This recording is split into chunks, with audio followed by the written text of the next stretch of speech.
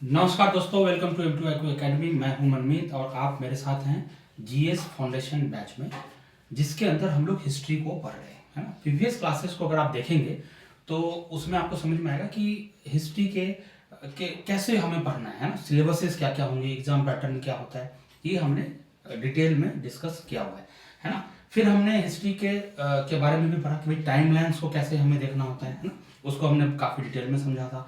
फिर हमने हिस्ट्री के सोर्स को समझा कि भाई ठीक है, हिस्ट्री हमें कैसे समझ में आती है, हमें उसके बारे में जानकारियाँ कहाँ से मिलती है, इसके बारे में हमने डिस्कस किया था, है ना।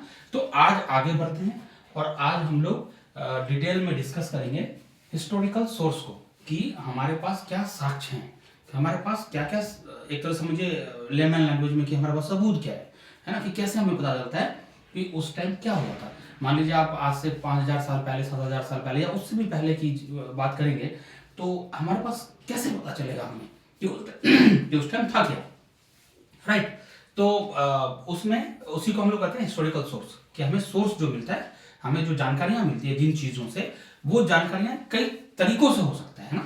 जैसे कि आपका किसी रिटर्न फॉर्म में हो सकता है, जिसको टेक्स्ट बोलते हैं ना, किसी रिटर्न फॉर्म में, जैसे कि कोई ग्रंथ लिखी हुई हो, या किसी और तरीके की कोई बुक लिखी गई हो, है ना, या आपके कहीं कोई पत्थरों पे कोई नक्काशी हो, है ना, या कोई हमें औजार मिल जाए, है ना, या गुफाओं में, मंदिरों की जो आर्किटेक्चर है, जो बहुत पुराने मंदिर हैं, आप इंडिया में तो बहुत सारे हैं, आप देखेंगे वर्ल्ड वाइड भी बहुत सारे ऐसे धार्मिक जगह हैं जहाँ पे आपको इस तरह के आर्किटेक्चर, काफ़ी एसेंट आर्किटेक्चर मिल जाएगा। तो वो सब जो होते हैं वो सभी सोर्स हैं, हिस्टोरिकल सोर्स है, यानी कि ऐतिहासिक साक्ष्य हैं, जिससे हमें पता चलता है हिस्ट्री के बारे में। अब इसी के अंदर में जो हिस्टोरिकल सोर्स है, इसी के अंदर में जो सबसे पहला चीज है वो क्या है, लिटरेरी सोर्स, है ना, कि हमें लिखित में क्या क्या मिला हुआ है ना, कोई बुक के फॉर्म में या ग्रंथ के फॉर्म में, है ना। जैसे पहले के टाइम में कोई ऋषि मुनियों ने बहुत सारे बुक्स लिखे हैं उनके बारे में, है ना, तो वो हमें कैसे मिलता है, ठीक है। तो उसको बोलते हैं लिटरेरी सोर्स, है ना, कि लिखित में सोर्स हमें क्या मिलता है, ठीक है। इसके अंदर हमने इसको दो पार्ट में जनरली बांटते हैं। एक को बोलते हैं इंडिजेनियस, है ना, एक को क्या बोलते हैं, इंडिजेनियस। देखिए ये यहाँ पे लिखा है, एक को बोलते हैं हम लोग इंडिजेनियस। इंडिजेनियस का मतलब होता है जो भारत में, मतलब भारतीय। इंडिजेनियस मतलब भारतीय, मतलब हमारे देश के अंदर ही जो सोर्स हमें मिल रहा है उसको बोलते हैं इंडिजेनियस, ठीक है। और दूसरा होता है फॉरेन, कि बाहर से हमें क्या सोर्स मिला है ना।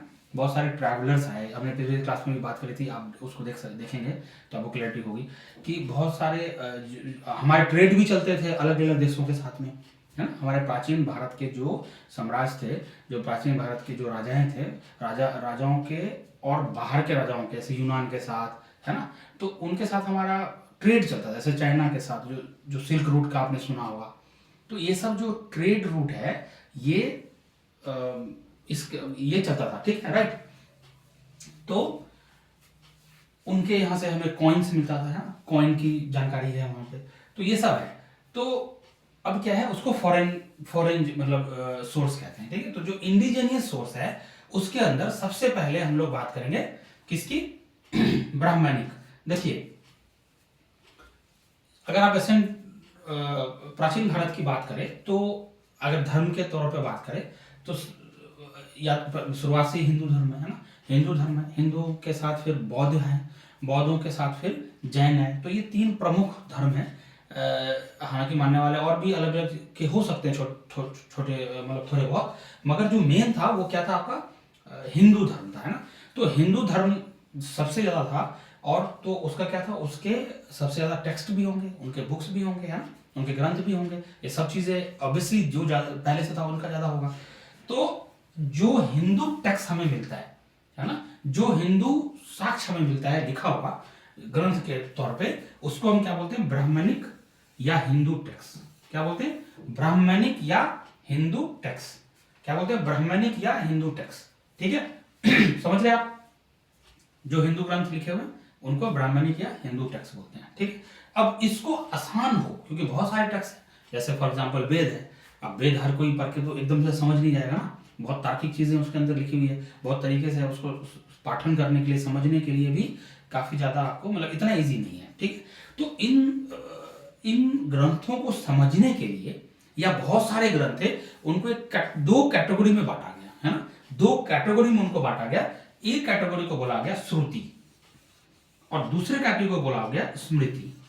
अब जैसे नाम से ही लग रहा है, देखिए श्रुति, श्रुति मतलब क्या, जो सुनने वाला, ऐसा टेक्स्ट जिसे कोई एक आदमी वचन करे मतलब बोले और दूसरा आदमी सुने, मतलब मास पब्लिक उसको सुने, है ना, और उसी फॉर्म में उसको याद रखा जाए, मतलब एक पीढ़ी से दूसरे पीढ़ी उसी फॉर्म में जाए, ठीक है, तो उसको क्या बोलते हैं, श्रुति, ठीक है।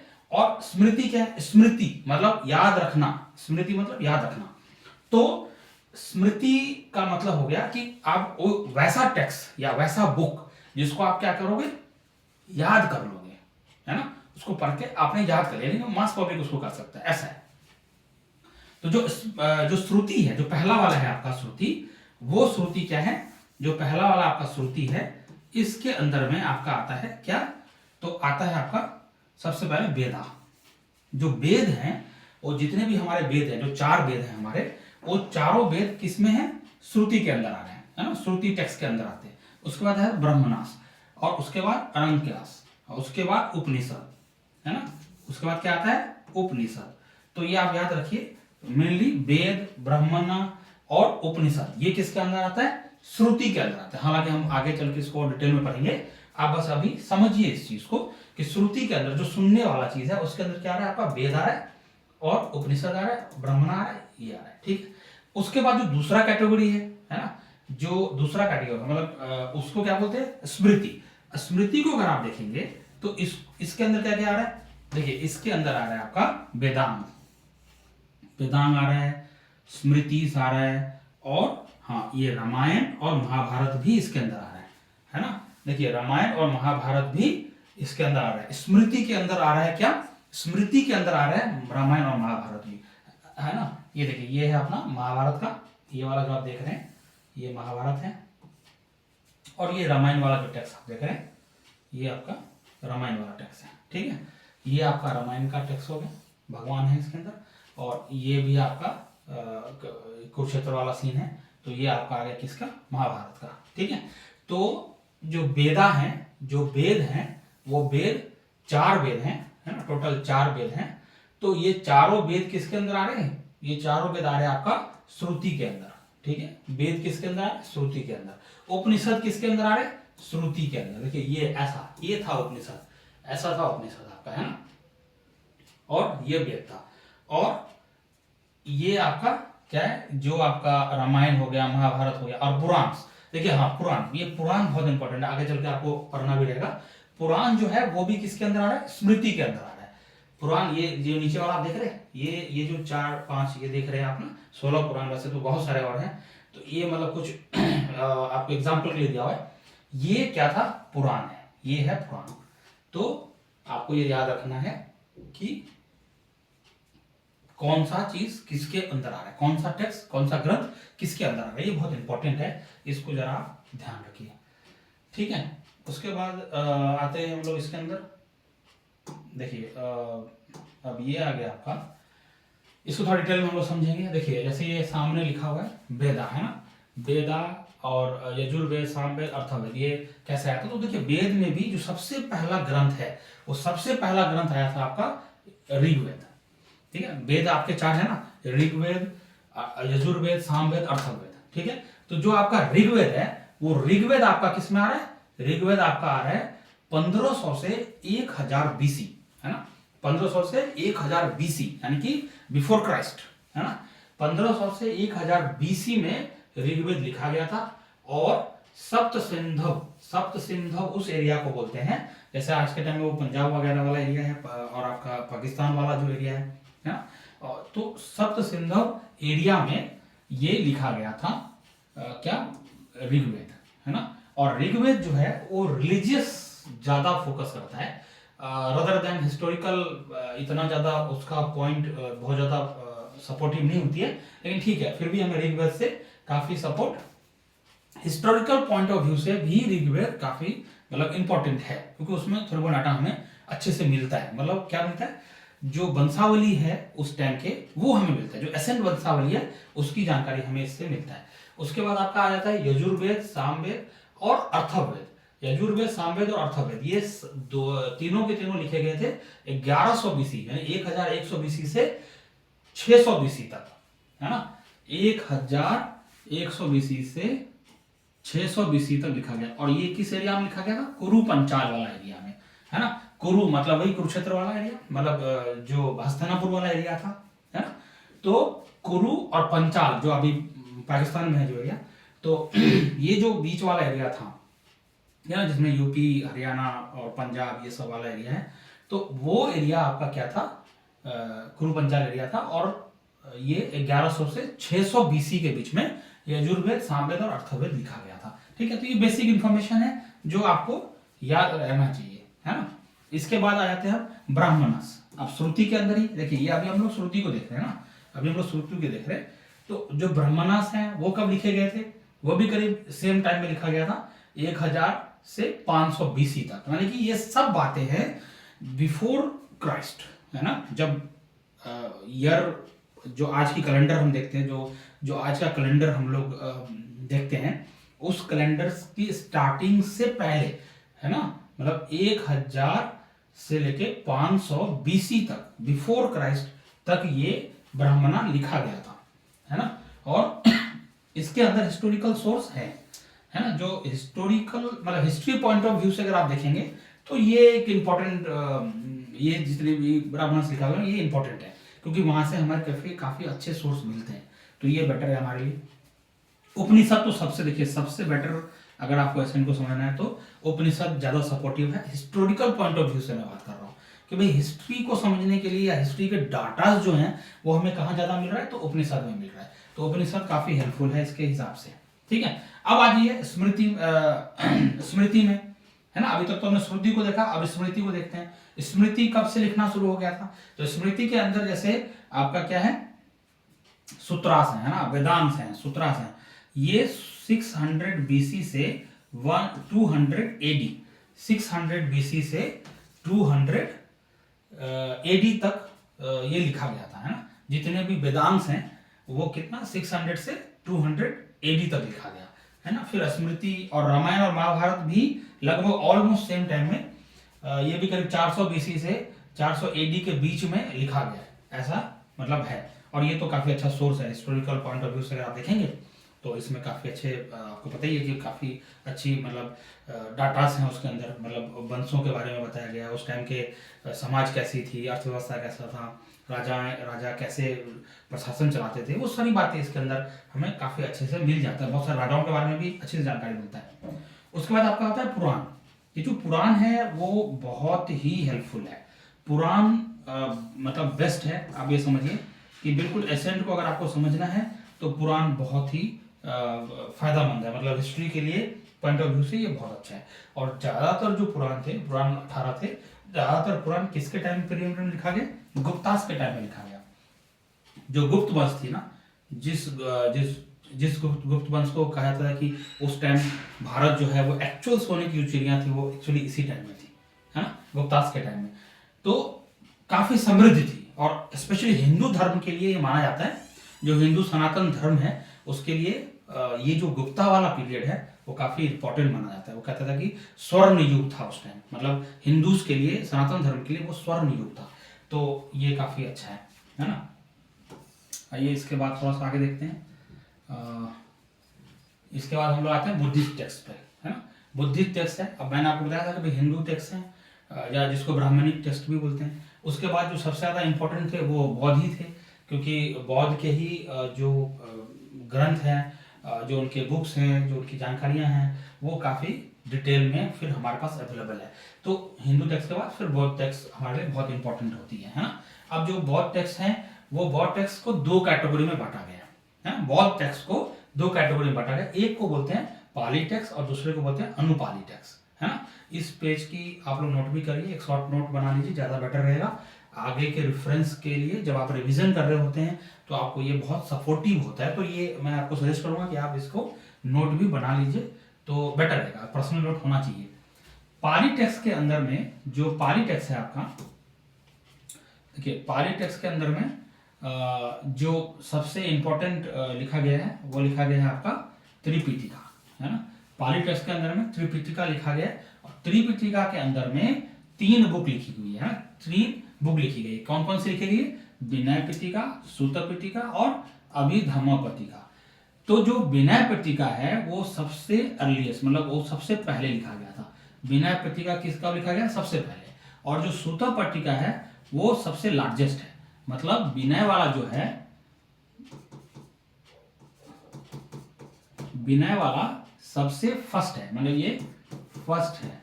और जो आपका सूत है ये सबसे लार्जेस्ट है, ठीक है। जो सूत है, सूत पट्टिका है वो सबसे लार्जेस्ट है और जो विनय पट्टिका है वो सबसे फर्स्ट है, ठीक है। तो ये आपको याद रहना चाहिए, ठीक है। फर्स्ट जो फर्स्ट वाला है वो जो बुद्धिस्ट काउंसिल हुआ था 483 बीसी में। कहाँ हुआ था? राजगीर बिहार में, है ना। 483 बीसी राजगीर बिहार में जो बुद्धों का काउंसिल हुआ था। बुद्धों का काउंसिल क्या होता है? काउंसिल होता है जब संगोष्ठी, मतलब उनका मिलना, जो उनके स्कॉलर्स होते हैं, जो विद्वान होते हैं, जो धर्मगुरु होते हैं, वो सब वहां मिलते हैं और फिर डिस्कस करते हैं कि आगे की योजनाएं क्या होंगी, प्लानिंग्स कैसा होगा धर्म के ऊपर में, ये सब डिस्कशंस होती हैं। तो उसी को बोलते हैं बुद्धिस्ट काउंसिल, है ना। उनका मिलन, सम्मेलन एक तरह से आप समझिए सिंपल लैंग्वेज में। तो जो पहला सम्मेलन था, है ना, उसमें ये लिखा गया था, ठीक है। फिर जो लास्ट वाला जो है, यानी कि जो आपका कौन सा है, अभिधम्म पिटिका, वो लिखा गया था थर्ड काउंसिल में, जो हुआ था 250 बीसी। ये कहाँ हुआ था? पाटलिपुत्र में। पाटलिपुत्र यानी जो आज का पटना है आपका, उसके आसपास के एरिया को पाटलिपुत्र बोला जाता था। तो वो 250 बीसी में पाटलिपुत्र में जो थर्ड काउंसिल हुआ था, मतलब थर्ड सम्मेलन हुआ था, उसमें लिखा गया था अभिधम्म पिटिका। तो पिटिका कितने हैं? 3 पिटिका है ना। 3 पिटिका, विनय पिटिका, सूत पिटिका और अभिधम्म पिटिका, ये आपको याद रहना चाहिए। उसके बाद पाली टेक्स्ट के अंदर में जो दूसरा सबसे इंपॉर्टेंट था वो था आपका दीपवंसा एंड महावंसा। देखिए ये 2 बुक लिखी गई थी, दीपवंसा एंड महावंसा। वो लिखा गया था 4th और 5th सेंचुरी एडी में, है ना। 4th और 5th सेंचुरी एडी में। और लिखा गया था, सबसे इंपॉर्टेंट इसलिए है क्योंकि ये लिखा गया था श्रीलंका में, है ना। और इसमें श्रीलंका के बारे में तो जानकारी है ही है, साथ में इसमें मौर्यन पीरियड के बारे में कि उस टाइम कैसा था मौर्यन पीरियड का, उसके बारे में भी थोड़ी बहुत जानकारी इसमें बहुत अच्छे से मिलता है। तो स्पेशली इसमें श्रीलंका के उस टाइम के जो सोसाइटी है, उस टाइम की जो राज्य व्यवस्था है, उनके बारे में जानकारी बहुत अच्छे से मिलता है। किसमें? दीपवंसा और महावंसा, ये याद रखिए। जो पाली टेक्स्ट के अंदर में ये 2 काफी इंपॉर्टेंट है ना। उसके बाद एक और भी है आपका जो है मिलिंदो पनाह। ये क्या था? ये लिखा गया था 1st सेंचुरी एडी में, है ना। 1st to 2nd century AD के आसपास ये मिलिंदो उपनाह लिखा हुआ था। और इसमें सबसे इंपॉर्टेंट है कि जो ग्रीक किंग थे मिलिंद, जिसको मिलिंडर भी बोला जाता है, इंडिया में मिलिंद बोलते हैं, कहीं कहीं उसको मिलिंदर भी लिखा गया है। वो एक्चुअली इंडो ग्रीक किंग थे, है ना। वो इंडियन नहीं थे, वो ग्रीक किंग थे। और उनका जो बुद्धिस्ट मॉन्क थे, जो बुद्ध के साधु थे, बुद्धिस्ट साधु थे, उनका नाम था नागासेना। उनका क्या नाम था? नागासेना। तो उनके साथ, इन दोनों के बीच में, मिलिंदर के बीच में और नागासेना जो बुद्धिस्ट मॉन्क थे, जो धर्मगुरु थे, उनके बीच में कन्वर्सेशन है ना। धर्म के ऊपर में ही कन्वर्सेशन है, लाइफ के ऊपर में भी एक कन्वर्सेशन है। उसको जो एक बुक में लिखी गई है उसी को बोलते हैं मिलिंदोपना, ठीक है। तो ये एक इंपॉर्टेंट है। तो ये 3 हो गया, 1 2 3, इसको याद रखिए, जो पाली टेक्स्ट के अंदर आता है, ठीक है। उसके बाद एक आपका, उसके बाद जो सेकंड है वो है अनुपाली टेक्स्ट। अब अनुपाली टेक्स्ट के अंदर क्या क्या आता है? दिव्य बंधन, है ना। अनुपाली टेक्स्ट के अंदर सबसे इंपॉर्टेंट है दिव्य बंधन, है ना। इसमें मौर्यन पीरियड और सुंग पीरियड के बारे में बहुत अच्छा जानकारी है। मौर्यन पीरियड में और सुंग, मौर्यन के बाद सुंग आए थे, सुंग पीरियड के बारे में काफी अच्छा जानकारी, जिसमें पुष्यमित्र सुंग वगैरह का नाम आपने शायद सुना भी होगा। तो वो ये इसके बारे में अच्छे से जानकारी है ना। और उसके बाद भी 2-3 टेक्स्ट लिखे गए जो कि इतना इंपॉर्टेंट है नहीं, बट बस जस्ट आपके नॉलेज के लिए नोट कर लेंगे तो बेटर रहेगा, ठीक है। चलिए अब हम आगे देखते हैं कि इसके बाद क्या है हमारे पास। ठीक है। तो अब आते हैं जैन टेक्स्ट में। देखिए मैंने आपको शुरू में बताया था कि हिंदू, बौद्ध और जैन ये तीन ही धर्म प्रमुखता से थे समाज में, उस समय के समाज में। तो इन्हीं की जो लिखी हुई ग्रंथ हैं, बुक हैं या जानकारियां हैं, वो प्रमुखता से हमें मिलता है। तो हमने हिंदू का जो ब्राह्मणिक टेक्स्ट है वो देख लिया, फिर हमने बौद्धिक टेक्स्ट देख लिया, अब क्या है जैन टेक्स्ट देखते हैं। देखिए जैन टेक्स्ट में क्या है, जैन टेक्स्ट में among Jain there are 12 Angas are important, है ना। जो जैन धर्म है उसके अंदर में अंग, जो अंग थे वो अंग आपको 12 अंश हैं। मतलब कि जो जैन धर्म, जैन के जो टेक्स्ट है, जो जैनों के टेक्स्ट हैं, उसको 12 पार्टों में, 12 अंगों में डिवाइड किया गया था, है ना। और compiled in second Jain Mahasabha held on 6th century AD at Valabhi Gujarat, है ना। गुजरात में 6th सेंचुरी एडी में, है ना। ये देखिए ये डेट्स को याद रखना बड़ा जरूरी है, मतलब एक समझ इस तरह से बनाइए कि ये सब थोड़ा सा कहानी के तौर पे आप देखें और आपको आसान हो जाए इसको अपने मन में रखने का। मतलब इसको अगर आप बिल्कुल डिट्टो होकर याद करें, रट्टूमल बनने लगेंगे तो थोड़ी दिक्कत आएगी। तो शुरुआत में सिर्फ आप इसको हल्के में लीजिए, थोड़ा पढ़िए, और फिर एक दो बार जब आप इसको देखेंगे, शॉर्ट नोट्स आप अपना बनाएंगे, और फिर जब उसको एक दो बार देखेंगे तो आपको अपने आप ही ये सब चीजें ऑलमोस्ट याद हो जाएगा। तो एक गेस करने के टाइम में आपको काफी आसानी होगी। अगर हमारा एग्जैक्ट डेट आपको नहीं भी बता रही है, एग्जाम में बैठे हैं एग्जैक्ट डेट नहीं आ रही है, बट अगर आप एक लिंक सा थोड़ा बना हुआ है दिमाग में, तो आपको एक आसपास का डाटा मिल जाएगा कि भाई इसके आसपास ये चीज होनी चाहिए थी, ठीक है। तो इसमें भी आपको काफ़ी अच्छा जानकारी मिलता है हिस्ट्री के बारे में। डाटा हमें ठीक ठाक सा मिल जाता है, राजवंशों के बारे में जानकारी मिल जाता है, उस टाइम के सामाजिक व्यवस्था के बारे में थोड़ी बहुत जानकारी हमें मिल जाता है। चलिए नेक्स्ट क्लास में फिर हम इसके आगे देखेंगे कि जो हिस्टोरिकल सोर्स है हमारा, उसका अब क्या है कि इसके बाद हमारे पास क्या है, ये हम नेक्स्ट क्लास में फिर से इसके आगे देखेंगे। आप लोगों से रिक्वेस्ट है कि अपना इनपुट शेयर कीजिए, है ना। आप लोग इसको लाइक एंड सब्सक्राइब कीजिए चैनल को, और बताइए अपने कमेंट्स में कि और क्या बेटर किया जा सकता है ना। इनपुट जो अपना डाटा है उसके अंदर क्या और बढ़ाया जा सके, है ना, और बेसिक चीज़ों को और कैसे समझा जा सके, ठीक है। Thank you, like and subscribe कीजिए। Thank you so much.